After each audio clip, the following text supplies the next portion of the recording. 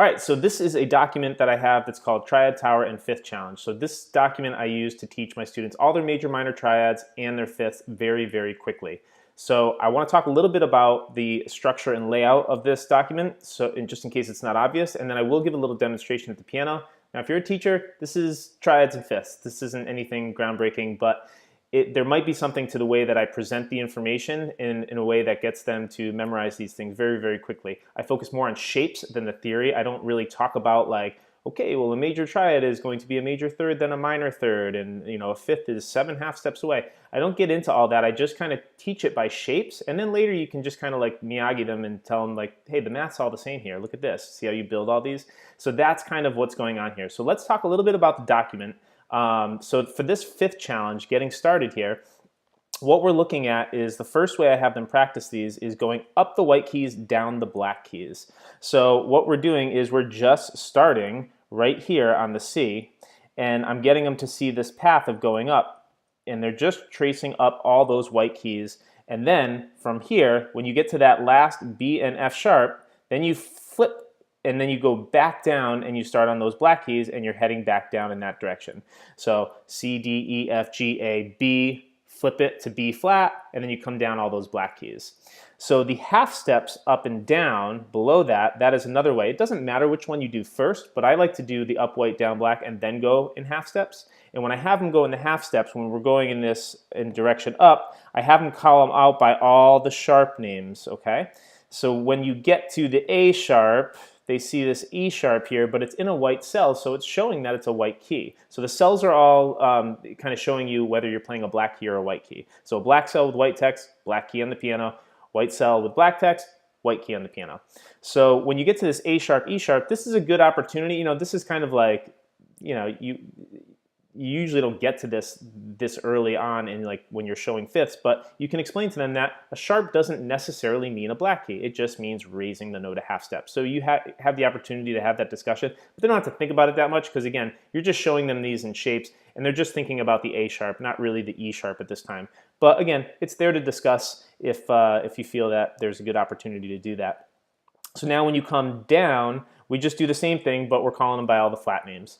And that's it. I have them do these as solid. I have them do them broken up, and it works pretty well. If you kind of look at this whole column right here with the root position, if you kind of view that as a side angle, that is the layout of the piano. And same thing with this one here, the C, D flat.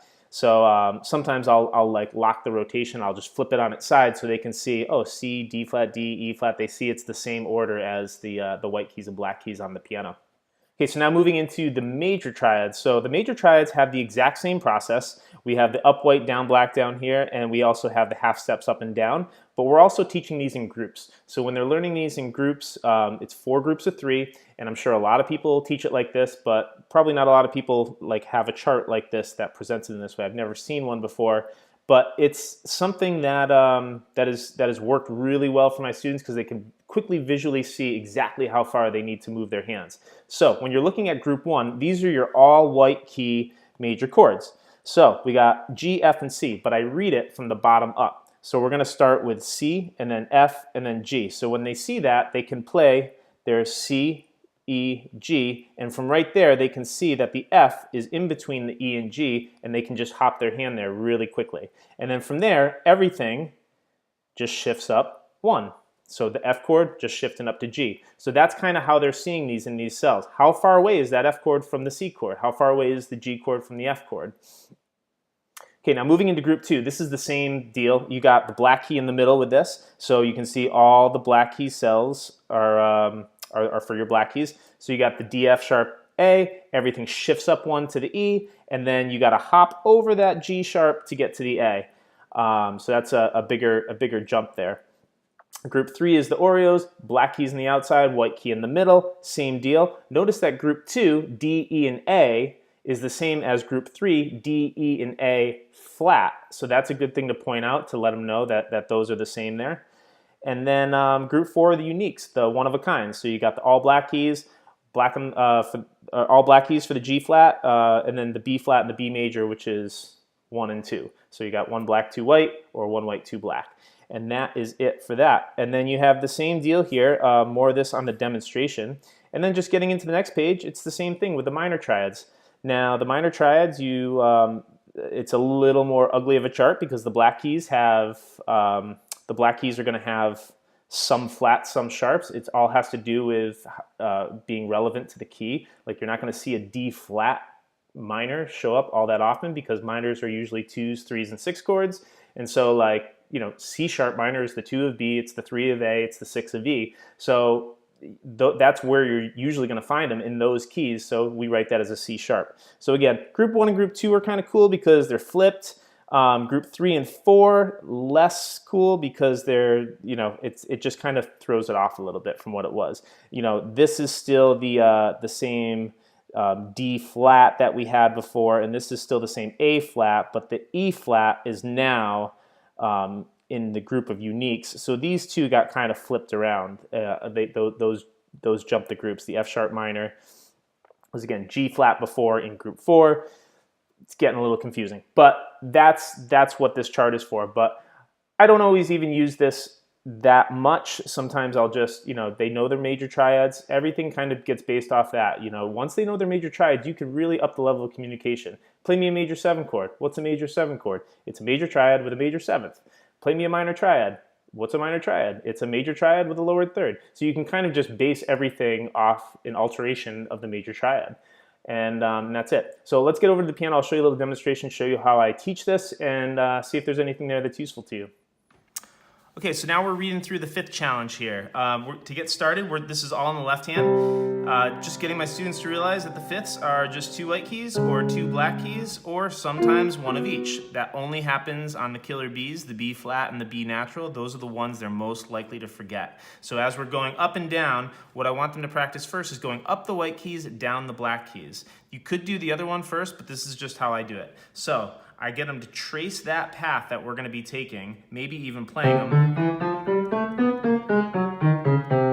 And then from there, you go for it, looking at the chart, and you can very easily see where the ones that are all white keys on the left, all black keys on the right, and with right at the top of each one, you have the one of each. So hitting that.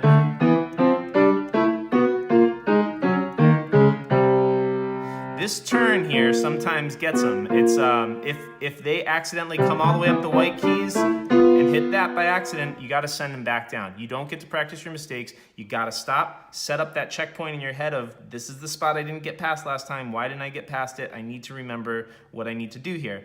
And so when you play this, it does not have to be fast, but it has to be even. So then, after that, we're getting into the half steps, going up and down. So I have them call out the sharp names up front and on the way up, and then flat names on the way down. So we got C, C sharp, D, D sharp. They're saying these out loud: F sharp, G, G sharp, A sharp, B, C. On the way back down, we're calling these out by flat names. So C, B, B flat, A flat, G, G flat, F, E flat, D, D flat, C. Again, it doesn't have to be that fast, but it has to be that even. Okay, so now getting into major triads, we're going to practice these in the same way of up white, down black, and the half steps up and down. But before we get to that, we're going to practice these in 4 groups of 3. Now we've already got the 5ths, so we just need to complete the chord with the middle note. So we're going to do these in the right hand. So when you get to group 1, you can see right here in the cells, again, a lot of people teach these in these 4 groups, but having them in these like visual charts, you can see exactly how far your hand needs to move up to get to the next chord. So when you see group 1, you see G, F, and C there. But I actually play them from the bottom up. So we're going to go C, F, G. So when you see them in the cells there, all the white cells are white keys. C, E, G. And then you can see that F, you got to just hop over the E. And they can visually just see that jump right away. And then everything just shifts up 1. Going into group 2 with the black key in the middle, you have the D, shift up 1, and then you got to hop over the G sharp to get to the A. All the same shape.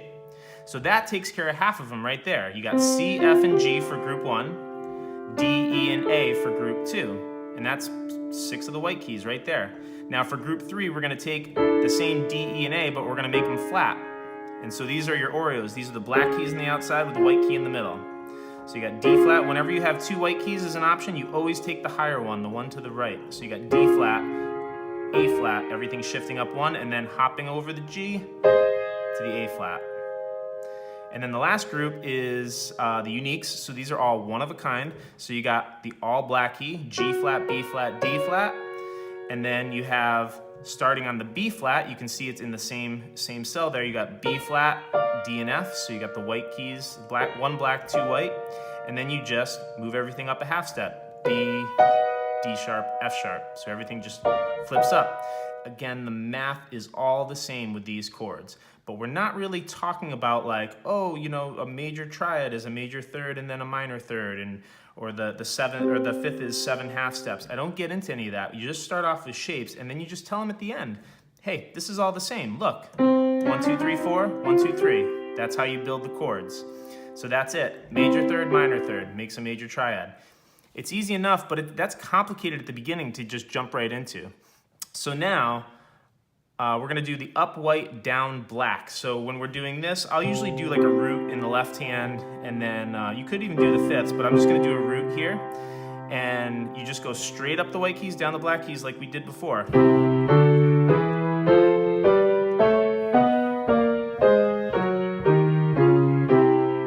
I might even have them call it out too. Group 1, 2, 2, 1, 1, 2, 4, 4, 3, 4, 3, 3, 1. So that they are associating what groups they're kind of moving through here. If they're thinking in groups, they can identify those shapes very quickly. And the last thing is the half steps going up and down. So for the half steps going up and down, sometimes what I'll do here, I'll just do this in the variation. We can still do these as solid chords, but I'll have them do it as broken chords.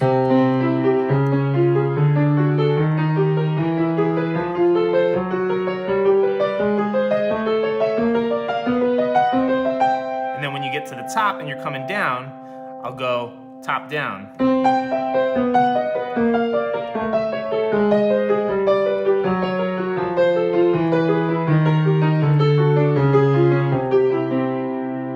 Once they can play them in groups, up white, down black, and then the half steps up and down, without the sheet, I kind of feel like they know they know all these chords pretty well.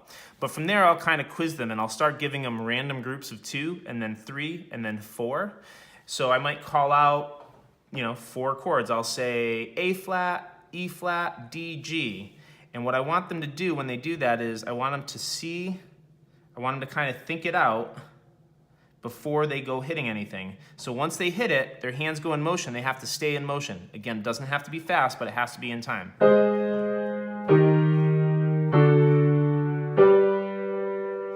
If you get any of this, I hit the A flat, E flat, and then they're hovering, you can't have that.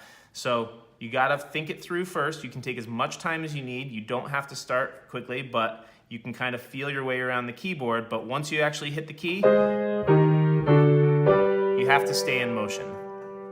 Okay, so getting into the minor triads. This I do not usually bring to my students because if they want to know a minor chord or I say a minor chord and they don't know what it is, I really try to make sure they know all those major chords. So what's an F minor? It's an F major with a lowered third. So they just know that it's a major triad with a lowered third, wherever they are, okay?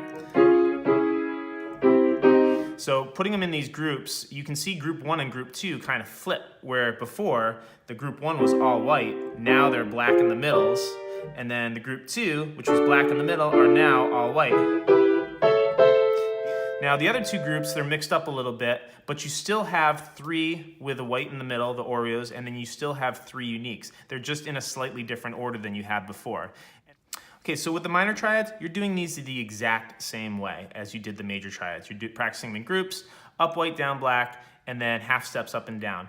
And once you got that, you have all your major triads, minor triads, and you have all your fifths, and you're ready to really start just playing chords. But it's really good to just, it's good to learn things in keys, but it's also sometimes good to just do, okay, we're just gonna learn all the major triads and move on with our life. Now these are all in root position. We're not dealing with inversions yet. Get them down in root position first. We'll talk about inversions later.